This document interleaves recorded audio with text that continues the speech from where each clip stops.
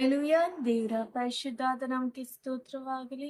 ಈ ಮುಂಜಾನೆ ವೇಳೆಯಲ್ಲಿ ದೇವರ ವಾಕ್ಯವನ್ನು ವೀಕ್ಷಿಸುತ್ತಿರುವ ಪ್ರತಿಯೊಬ್ಬರಿಗೂ ಯೇಸು ಕ್ರಿಸ್ತನ ಮಧುರವಾದ ನಾಮದಲ್ಲಿ ವಂದನೆಯನ್ನು ಸಲ್ಲಿಸುವಳಾಗಿದ್ದೇನೆ. ನಾವೆಲ್ಲರೂ ಈ ದಿನ ಧರ್ಮೋಪದೇಶ ಕಾಂಡ 23ನೇ ಅಧ್ಯಾಯ 21ನೇ ವಚನವನ್ನು ಧ್ಯಾನಿಸೋಣ. ನಿಮ್ಮ ದೇವರಾದ ಯೆಹೋವನಿಗೆ ಅರಿಕೆ ಮಾಡಿದ ಮೇಲೆ ಅದನ್ನು ತಡ ಮಾಡದೆ ತೀರಿಸಬೇಕು. ಆತನು ತಪ್ಪದೆ ಅದನ್ನು ವಿಚಾರಿಸುವವನು, ತೀರಿಸದೆ ಹೋಗುವುದು ಪಾಪ. ಆಮೇಲೆ ದೇವ್ರ ವಾಕ್ಯ ಈ ದಿನ ಸ್ಪಷ್ಟವಾಗಿ ಎಲ್ಲರ ಸಂಗಡ ಮಾತನಾಡುವುದೇನೆಂದ್ರೆ, ನೀವು ನಿಮ್ಮ ದೇವರಾದ ಯೆಹೋವನಿಗೆ ಮಾಡಿದ ಅರಿಕೆಯನ್ನು ನಾವು ತೀರಿಸಬೇಕು. ತೀರಿಸದೆ ಹೋದ್ರೆ ಅದು ಪಾಪ ಅಂತ. ಎಷ್ಟೋ ಸತಿ ನಾವು ಏನ್ ಮಾಡ್ತೀವಿ ಅಂದ್ರೆ, ನಮಗೆ ಕಷ್ಟಗಳು, ವೇದನೆಗಳು, ದುಃಖಗಳು, ನೋವುಗಳು ಉಂಟಾದಾಗ ದೇವ್ರ ಸನ್ನಿಧಿಯಲ್ಲಿ ಬಂದು ಪ್ರಾರ್ಥನೆ ಮಾಡುವಾಗ ನಾವು ಎಷ್ಟೋ ಸಮಯ ದೇವ್ರ ಸಮ್ಮುಖದಲ್ಲಿ ಅರಿಕೆ ಮಾಡುವವರಾಗಿರ್ತೀವಿ. ನಾವು ಅರಿಕೆ ಮಾಡ್ತೀವಿ. ಯಾವಾಗ ಆ ಪ್ರಾರ್ಥನೆ ನಮಗೆ ಫಲ ಕೊಡುತ್ತದೋ, ದೇವರಿಂದ ಉತ್ತರ ಬರುತ್ತದೋ, ನಾವು ಆ ಅರಿಕೆನ ಮರೆತು ಹೋಗ್ತೀವಿ. ಆದ್ರೆ ದೇವ್ರ ವಾಕ್ಯ ಸ್ಪಷ್ಟವಾಗಿ ಹೇಳುತ್ತದೆ, ಮಾಡಿದ ಅರಿಕೆಗಳನ್ನು ತೀರಿಸುವುದು ಪಾಪವಾಗಿದೆ. ಪ್ರೀತಿಯ ದೇವ್ರ ಮಕ್ಕಳೇ, ನಾವು ಅರಿಕೆ ಬಗ್ಗೆ ನಾವು ನೋಡುವುದಾದರೆ, ನಾವು ಪ್ರಸಂಗಿ 5ನೇ ಅಧ್ಯಾಯ 4ರಿಂದ 5ನೇ ವಚನ ಹೀಗೆ ಹೇಳುತ್ತದೆ.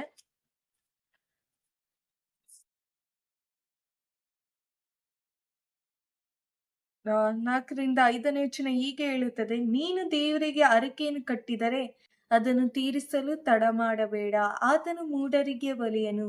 ನಿನ್ನ ಅರಿಕೆಯನ್ನು ಒಪ್ಪಿಸು. ನೀನು ಅರಿಸಿಕೊಂಡದ್ದು ತೀರಿಸದೆ ಇರುವುದಕ್ಕಿಂತ ಅರಿಕೆ ಮಾಡಿಕೊಳ್ಳದೆ ಇರುವುದು ವಾಸಿ. ದೇವ್ರ ವಾಕ್ಯ ನಮ್ಮ ಸಂಗಡ ಸ್ಪಷ್ಟವಾಗಿ ನಾವು ಮಾತನಾಡಿದ್ರೆ ಏನಾದ್ರೆ, ದೇವರಿಗೆ ನಾವು ಏನಾದ್ರು ಅರಿಕೆ ಮಾಡಿಕೊಂಡಿದ್ರೆ ಅದನ್ನು ನಾವು ತಡ ಮಾಡದೆ ತೀರಿಸಬೇಕು. ನಾವು ಎಷ್ಟೋ ಸಮಯ ನಾವು ಏನ್ ಮಾಡ್ತೀವಿ, ಅರಿಕೆ ಮಾಡ್ತೀವಿ, ಆದ್ರೆ ನಾವು ತೀರ್ಸೋದನ್ನ ಮರ್ತೋಗ್ಬಿಡ್ತೀವಿ.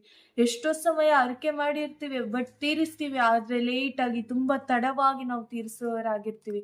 ನಾವು ಮಾಡಿದ ಅರಿಕೆಯನ್ನು ನಾವು ದೇವರ ಮುಂದೆ ತಕ್ಕ ಸಮಯದಲ್ಲಿ ತೀರಿಸುವವರಾಗಿರ್ಬೇಕು.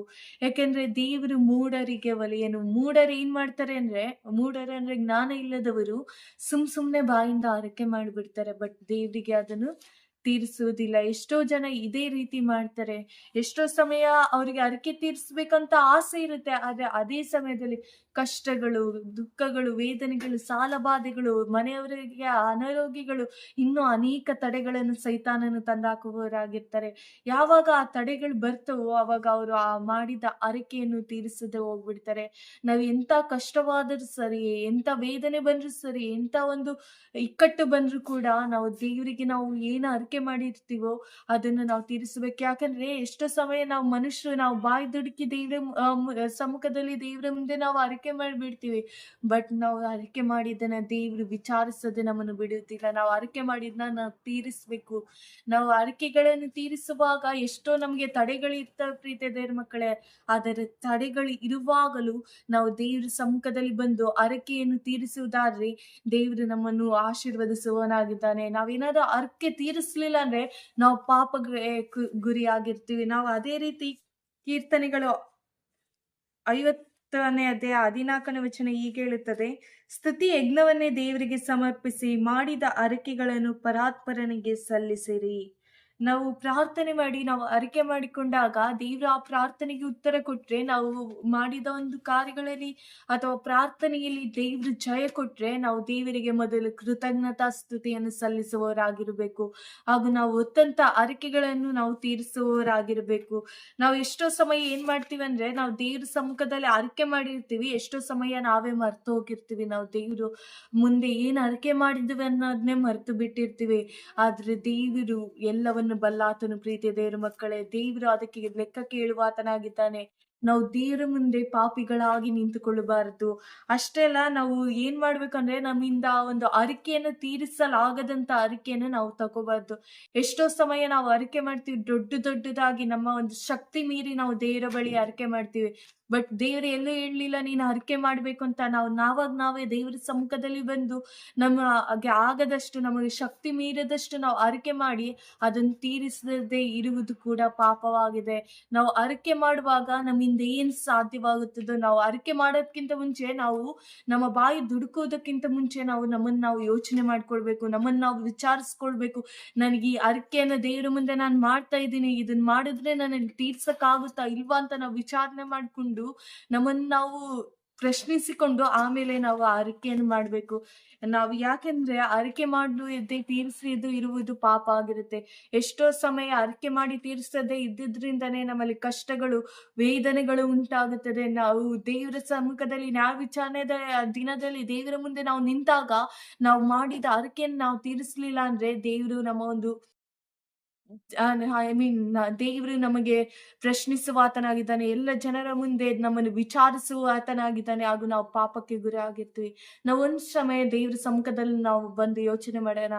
ನಾವು ಯಾವ್ದಾದ್ರು ಅರಿಕೆಯನ್ನು ದೇವರ ಸಮ್ಮುಖದಲ್ಲಿ ಮಾಡಿದೀವೋ, ನಾವು ಮಾಡಿದೀವಿ ಅಂದ್ರೆ ನಾವು ಈ ಕ್ಷಣನ ಒಪ್ಪಿಸಿಕೊಟ್ಟು ಆ ಅರಿಕೆಯನ್ನು ತೀರ್ಸೋಣ. ಯಾಕಂದ್ರೆ ನನ್ನ ದೇವರು ಶ್ರಮಿಸುವ ಆತನಾಗಿದ್ದಾನೆ. ಪ್ರೀತಿಯ ದೇವರ ಮಕ್ಕಳೇ, ನೀವೇನಾದ್ರು ಅರಿಕೆ ಮಾಡಿದ್ರೆ ನೀವು ಈ ಕ್ಷಣ ಒಪ್ಪಿಸಿಕೊಟ್ಟು ಆ ಅರಿಕೆಯನ್ನು ನೀವೇ ಜ್ಞಾಪಿಸಿಕೊಂಡು ದೇವರಿಗೆ ಆ ಅರಿಕೆಯನ್ನು ಎಲ್ಲಾ ಜನರ ಮುಂದೆ ಆ ಅರಿಕೆಯನ್ನು ತಗೋ ಹೋಗಿ ತೀರಿಸಿರಿ. ಆಗ ದೇವರು ನಿಮ್ಮನ್ನು ಆಶೀರ್ವದಿಸಿ ನಡೆಸುವಾತನಾಗಿದ್ದಾನೆ. ದೇವರಿಗೆ ವಾಕ್ಯದ ಮುಖಾಂತರ ನಿಮ್ಮನ್ನು ಆಶೀರ್ವದಿಸಲಿ. ನಾವೆಲ್ಲರೂ ಕಣ್ಣುಗಳನ್ನು ಮುಚ್ಚಿದವರಾಗಿ ಪ್ರಾರ್ಥಿಸೋಣ. ಪರಿಶುದ್ಧನೇ ಮಹೋನ್ನತನಾದ ದೇವರೇ, ಕೃಪೆಲೆ ಐಶ್ವರ್ಯನಾದ ದೇವರೇ, ಸರ್ವಶಕ್ತನೇ, ಸರ್ವೋಕ್ತಿ ಸ್ತೋತ್ರಗಳ ರಾಜ ಏಸಪ್ಪ, ಈ ಒಂದು ಒಳ್ಳೆ ಸಮಯದಲ್ಲಿ ರಾಜ ವಾಕ್ಯದ ಮುಖಾಂತರ ನೀವು ಪ್ರತಿಯೊಬ್ಬರ ಸಂಗಡ ಮಾತನಾಡಿದಕ್ಕಾಗಿ ಸ್ತೋತ್ರಗಳು ರಾಜ. ಏಸಪ್ಪ, ಈ ವಾಕ್ಯವನ್ನು ಕೇಳಿ ರಾಜ, ಈ ದಿನ ನಿಮ್ಮ ಪಾದ ಸಮ್ಮುಖದಲ್ಲಿ ಬಂದು ಯಾರೆಲ್ಲ ಪ್ರಾರ್ಥನೆ ಮಾಡ್ತಿದ್ದಾರೆ ರಾಜ, ಏಸಪ್ಪ ಅವ್ರು ಏನಾದರೂ ಅರಿಕೆ ಮಾಡಿದ್ದಾರೆ ರಾಜ, ಅದನ್ನು ತೀರಿಸಲು ಬೇಕಾದಂತ ಬಲವನ್ನು, ಶಕ್ತಿಯನ್ನು ನೀವು ತಾನೇ ಅನುಗ್ರಹಿಸಿ ಕೊಡಿ ರಾಜ. ಯಾರು ಪಾಪಿಗಳಾಗದಂತೆ ನೀವು ತಾನೇ ಸಹಾಯ ಮಾಡಿ ರಾಜ. ಏಸಪ್ಪ, ವಾಕ್ಯವನ್ನು ಕೇಳುವುದು ಮಾತ್ರವಲ್ಲದೆ ರಾಜ, ಅದನ್ನು ಕೈಗೊಂಡು ನಡೆಯುವಂತೆ ಸಹಾಯ ಮಾಡಿ ರಾಜ. ಇನ್ನು ಹೆಚ್ಚಾಗಿ ಆತ್ಮಕತೆ ಅಭಿವೃದ್ಧಿ ಹೊಂದುವಂತೆ ಸಹಾಯ ಮಾಡಿ ತಂದೆ. ಯೇಸಪ್ಪ, ನಿನ್ನ ನಾಮವನ್ನು ಹೆಚ್ಚಿಸುತ್ತಾ ನನ್ನನ್ನು ನಾನು ತಗ್ಗಿಸಿಕೊಳ್ಳುತ್ತಾ ನಜರೇತಿನ ಯೇಸು ಕ್ರಿಸ್ತನ ಮುದ್ದಾದ ನಾಮದಲ್ಲಿ ಬೇಡಿ ಪಡೆದಿರುವೆ ಸ್ವರ್ಗೀಯ ತಂದೆ. Amen, amen.